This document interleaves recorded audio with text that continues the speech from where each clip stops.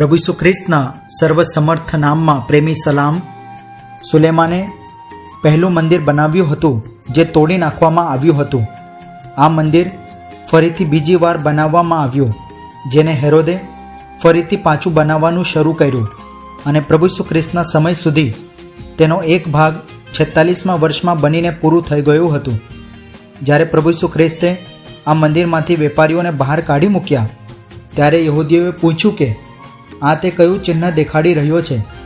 પવિત્ર બાઇબલમાં યોહાનને લખેલી સુવાર્તા 2 અધ્યાય 19માં ઈસુએ તેઓને ઉત્તર દીધો કે આ મંદિરને પાડી નાખો તો હું એને 3 દહાડામાં ઊભું કરીશ.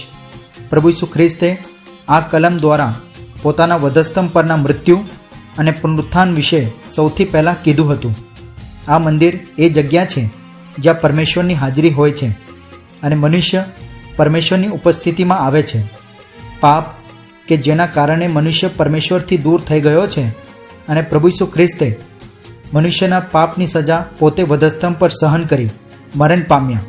આ વિશે તે કહે છે તે મુજબ મંદિરનું પાડી નંખાવું, 3જા દિવસે મરણમાંથી સજીવન થયા, એટલે કે 3 દિવસમાં ઊભું કરીશ.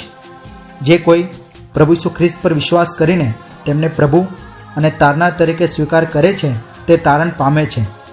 પ્રભુ ઈસુ ખ્રિસ્ત એ છે કે જેમના દ્વારા પરમેશ્વરની સંગતિ મળે છે. આ જ પ્રમાણે કરવા માટે ઈશ્વર પિતા તમને સહાય કરે. આભાર.